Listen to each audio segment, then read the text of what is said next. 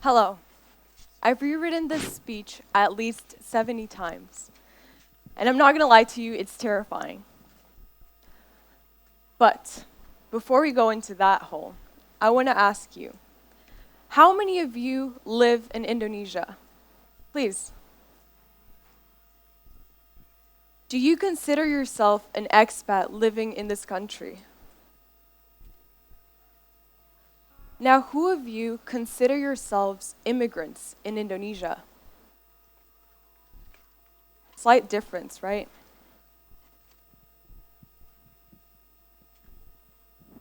We associate expat with people from wealthier countries. Privilege, an elite connotation, and immigrants with marginalized, people from developing countries. But why? It's quite simple. Assumptions and labels. However, these just reveal a broader issue. How often we fail to see the full humanity of those who are different from us. As Chimamanda Ngozi Adichie says, the danger of a single-sided story. You show a person as one thing and one thing only, over and over again, and they'll become it. These create simplified narratives and dangerous stereotypes. In reality, the expat plans to return home after a few years abroad, while the immigrant hopes to stay permanently. So I can say, in fact, that many of you are immigrants. And I can say that everyone in this room has privilege, is privileged. When I speak of privilege, I speak of more than material comforts. I speak of opportunities, of being seen and heard. Privilege is not just what we possess, but what we're spared from. Fear, displacement. I'm talking about feeling safe when you're walking home, being able to speak up without being silenced, like I'm doing right now, and so my peers. Privilege doesn't mean your life is easy. It just means parts of it aren't as hard as they are for others. And everyone has privilege in their own way. Acknowledging your own privilege isn't about guilt, but awareness and responsibility. It's time to open our eyes. Enough is enough. It's too easy to look away to stay in comfort. And change isn't supposed to be easy, but we need it. There are people we don't often see, people we have disconnected from. We may see the news, feel sad, hopeless, and we get to change the channel. Move on with our days. Out of sight, out of mind. But what happens with those who are forced to stay like this? Face this as their reality, not out of choice, but because choice was taken from them. Still, they're here, even when the world forgets to see. Refugees are too often seen as problems. They become risks to be avoided, headlines on the news and statistics and graphs. They stop being mothers, students, children, and simply become refugees. So, what is a refugee? Oxford Dictionary states that a refugee is a person who has been forced to flee their country or home because of a war, political, religious, or social reasons. Once you're labeled a refugee, who you are, your identity, is violently stripped away. Just to be seen, but not, just to be counted, but not seen. And you become part, just one, of 122.6 million forcibly displaced people. 37.9 are recognized refugees. Millions of people lack nationality and access to basic rights such as education, healthcare, and freedom of movement. Remember, these are people like you and me. People that are turned to numbers because it's easier to say, because it's easier to measure than to empathize. It's easier to calculate than to care. And it's much simpler to say refugee than to see the person behind the label. A mother, a doctor, an artist. Trust me, the irony is not lost on me that I'm here speaking of refugees in only statistics, contradicting myself and doing the opposite of what I meant, to humanize this issue. But I ask you, how else do I get you to understand the severity of this situation? The way we think matters.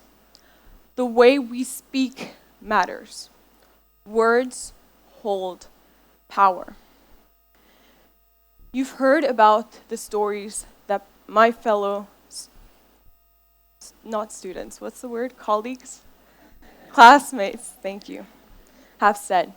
And they've moved you because of the way they speak. Stories can empower people just as much as they can dispossess them. They can break dignity or repair it. And I am living proof. You see, I'm Colombian. What's the first thing that comes to mind when you think of my country? Drugs, narcos, perhaps? If you thought any of these things, you're not alone. In fact, it is quite normal to hear these things. In fact, once at a business meeting, I was asked where I was from. And as soon as I said Colombian, this 30-year-old guy proceeds to, I'm serious. It hasn't been the first time, and I know it won't be the last. Because my country carries with it big stereotypes, and the people affected by them are the people from that country. I have also been a perpetrator of these stereotypes. You see, Colombia has taken over 3 million Venezuelan immigrants, and I genuinely believed that they were a threat to me.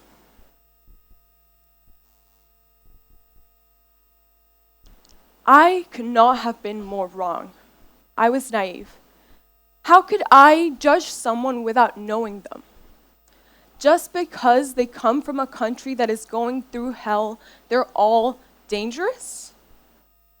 It's a crazy, dangerous, and a terrifying thought to have that I genuinely believed. Worst is, I felt guilt and pity, yet I sat down and did absolutely nothing. I moved to Indonesia when I was 16. I had the privilege to move across the world to pursue my studies. I left everything I had ever known behind and chased my dream. 10 years ago, another young woman went down a similar path. However, her drive was different. She wasn't chasing a dream, she was escaping a reality. I came to meet her this year, and she had to leave her home, her country, because the situation there didn't allow her to study. Her safety was at risk. She left everything she'd ever known behind and arrived here. Yet, another country, this led her to become a refugee in another country where she was faced with similar reality. That's the difference between having agency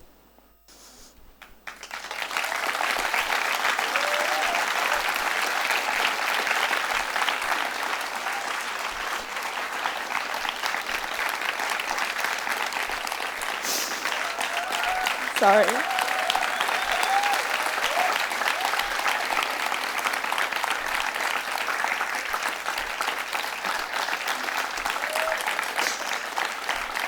That's the difference between having agency and having one's life dictated by circumstances beyond their control.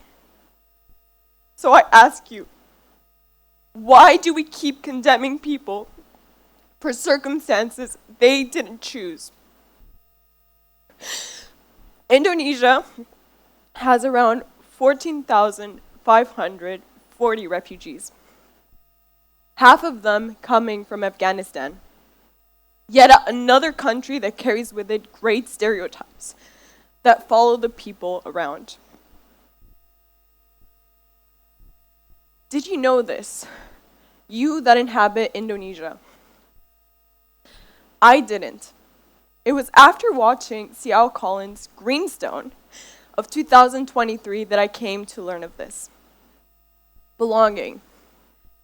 Belonging isn't a luxury, it's a core human need. Let that sink in. C.L. calls for change in attitude towards refugees, challenging the negative stigma surrounding them.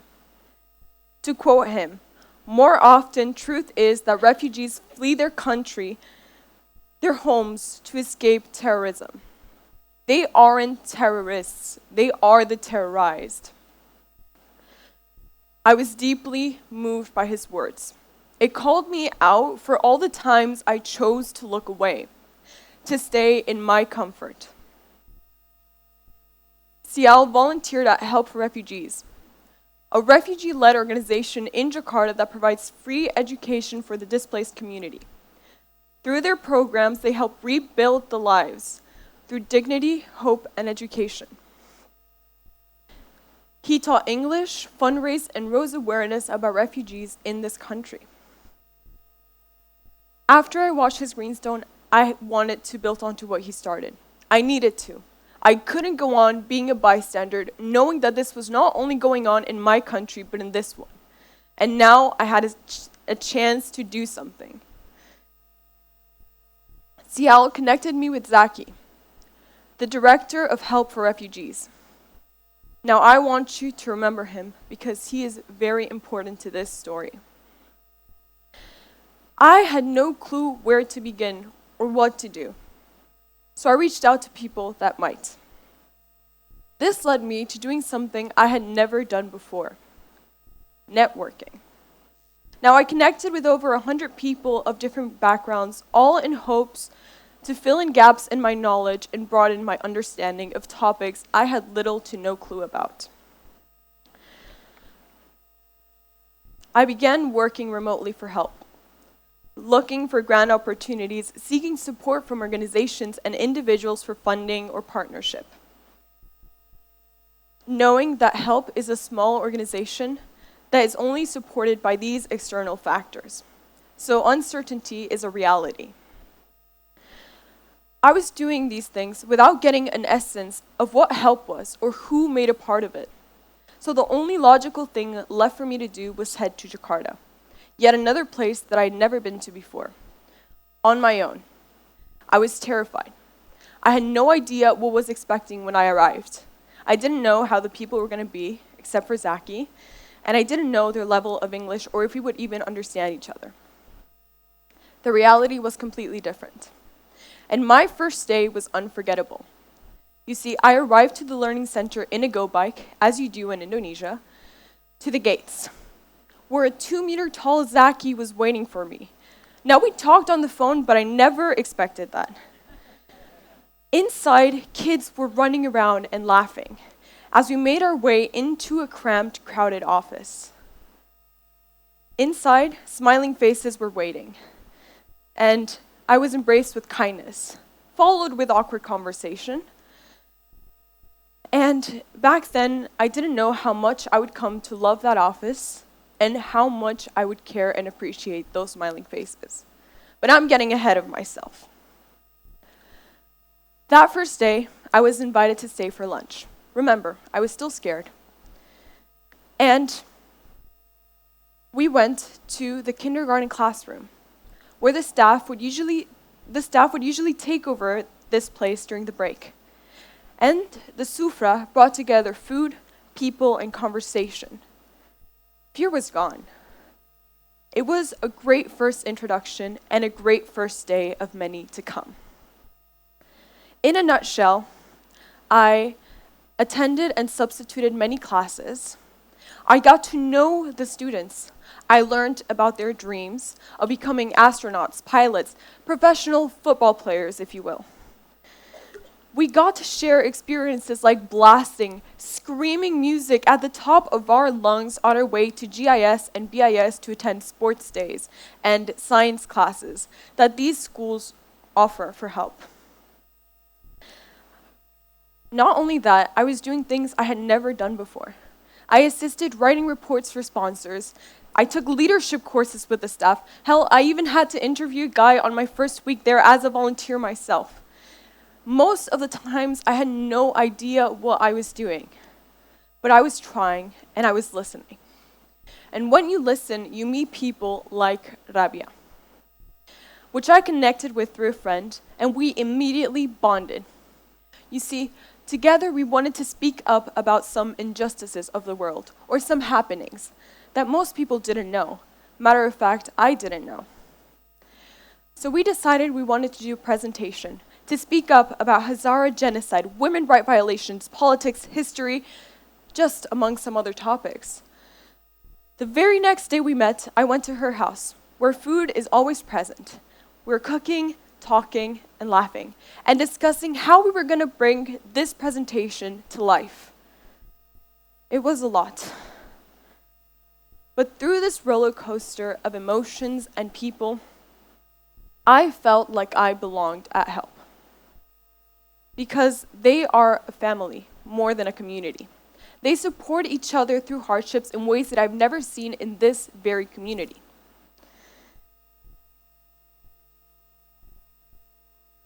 And you can see it in everyone's faces, in the space, in the energy, how much they genuinely care.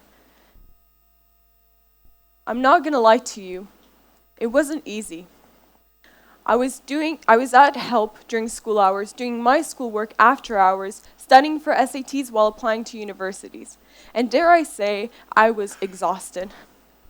Not only physically, but emotionally. The stories you heard were sometimes a lot.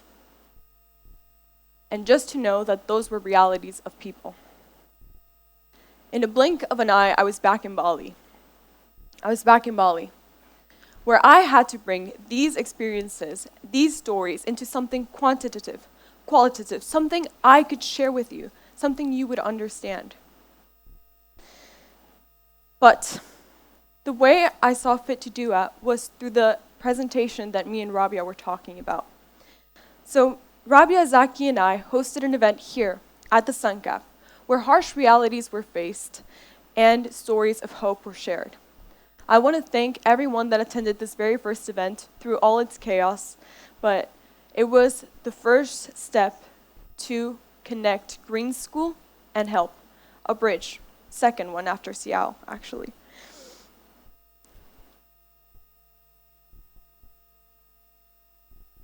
Meeting the people I met and doing the work I did gave me energy.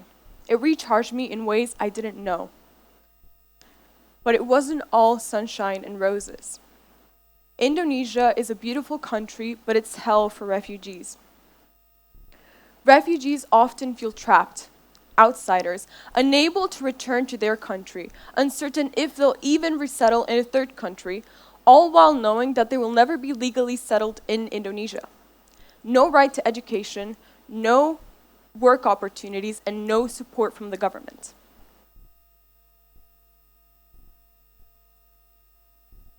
I realized how someone seeking refuge often gets more judgment than understanding. And at the beginning, I was afraid that there was going to be communicating issues. Matter of fact, everyone at HELP speaks really good English. But I realized even if we couldn't understand each other, there's a universal language, a universal language of love and kindness that everyone can speak and everyone can understand.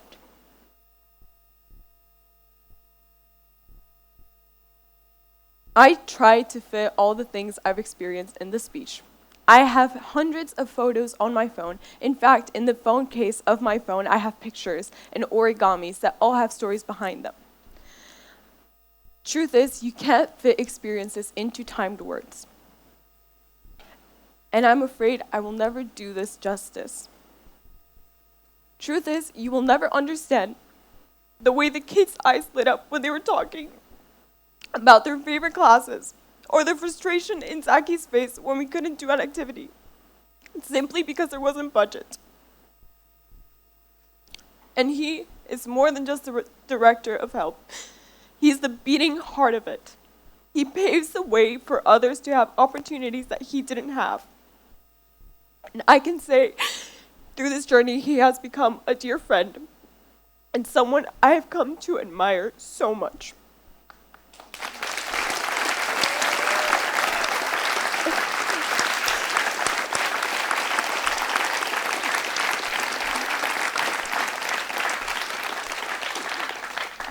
You will never understand the privilege I felt being able to sit down in that kindergarten classroom, getting to meet these amazing individuals.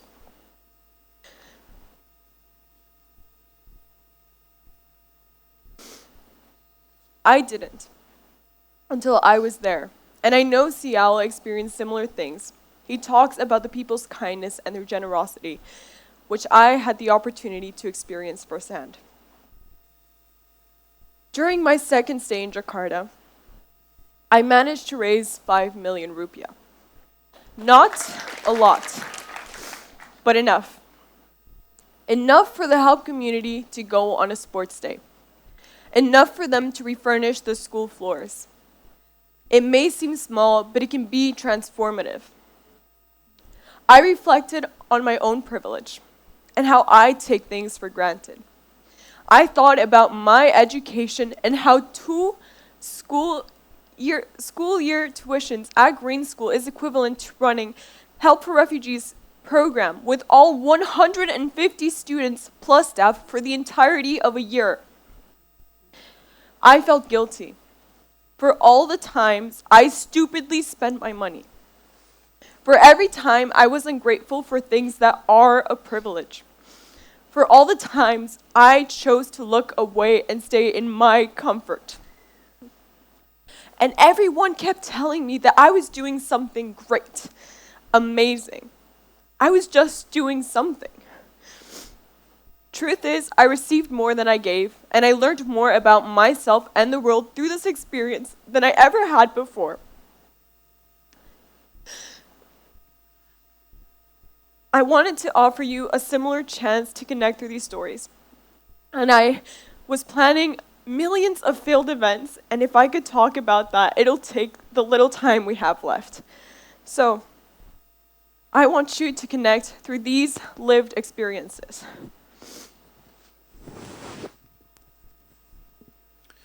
When I moved to Indonesia, I was in a detention center, a refugee camp, for 3 years. I was 18. The refugee community is small, and nobody sees us, the kinds of challenges we're going through. Opportunities are scarce. When I was introduced to HELP, I became a volunteer teacher. At that time, I was living at HELP. I was scared. I couldn't sleep at night, so I slept in the morning, which affected the classes.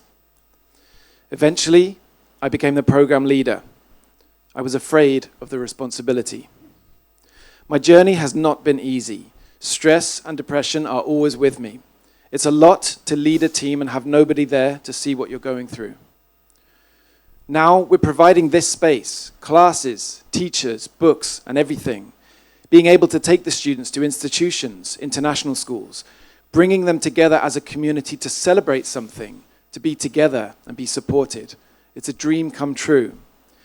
Because when I remember my life as a refugee teenager, I had nothing to do. All there was the refugee camp, where I was living in darkness. I'm 31 now.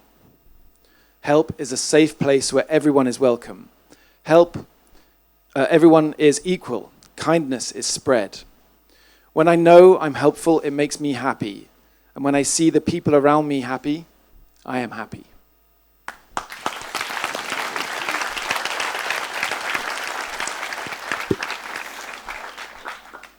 I was born in Afghanistan, but I grew up in Iran. I have 7 siblings. In Indonesia, I live with my parents and 2 of my brothers. My older brothers live in Australia.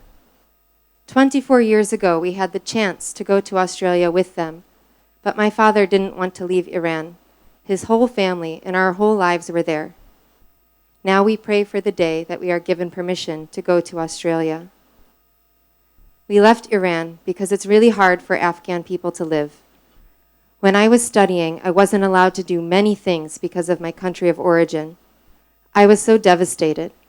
When I think about this now, I'm mad. I hate it. We are neighbors. We speak the same language. Our religion is the same. What's wrong? I have been in HELP since 2019. I started out that year as a student. I was studying and teaching kindergarten simultaneously.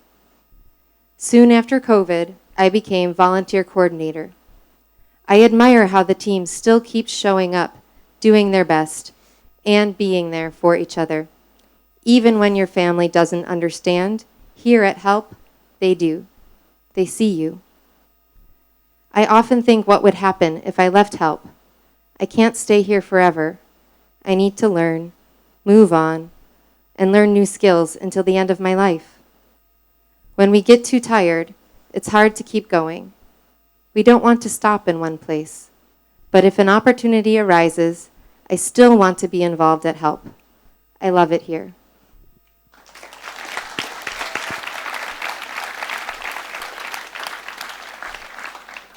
These are just two fragments of hour-long conversations with two individuals.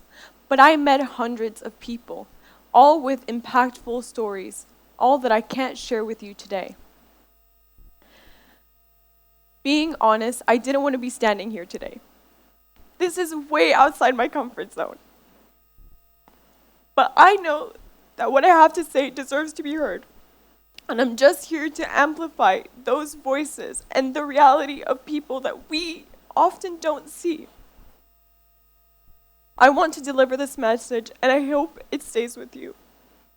Age, religion, country of birth, background, and education, none of these things matter. From what I've learned through this experience is that the person that was forced to flee could be me, could be you, could be anyone at any given time if circumstances were to change, if life took a different turn. We built our lives on a coin flip we didn't choose. We're dealt cards at random, and that is no reason to compromise someone. Everyone has their own stories and experiences we don't see. This project isn't just about sharing those. It's about everyone having the same opportunity of being seen and heard just as I am here, standing in front of you today. The last time I saw Rabia, she told me, I think I'll be resettled in a third country. By now, I knew what that meant and how complicated it really is. A week ago, I received news that she was resettled in New Zealand, where new opportunities await her, a new start. And I wish her the best, and I couldn't be happier for her, because I know she's been waiting over 10 years for this opportunity. Now that is resilience. Can we afford to keep turning a blind eye? I want to live in a future where 122.6 million people are seen and heard.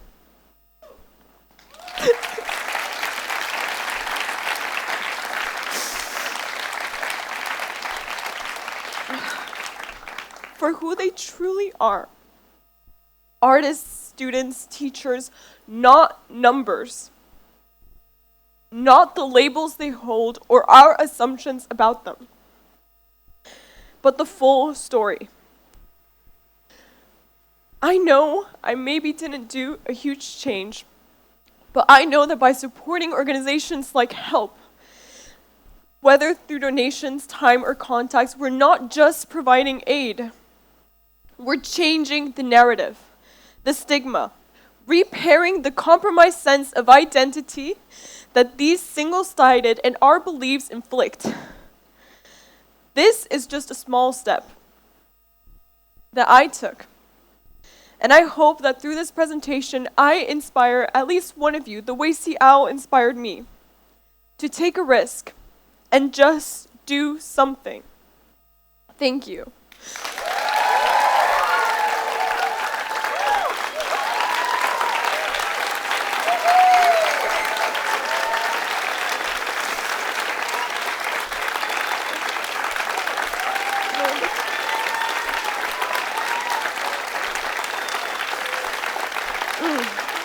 Wait, no.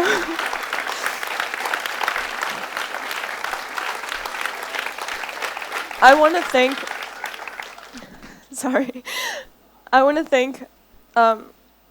all the staff of Green School for your support, for allowing me to leave 2 months of school and go work on my project. Everyone that supported me through the script writing and all the pages that we went through, you know who you are. Ibu Jess, wishing you the speediest recovery, and thank you for always being there. I want to thank my friends for your constant support, and most of all, my family, for teaching me what true compassion looks like, what understanding, kindness, and empathy can mean, and how much change that makes. And all of you for listening today, and I hope you learn how to amplify voices and not shut them down.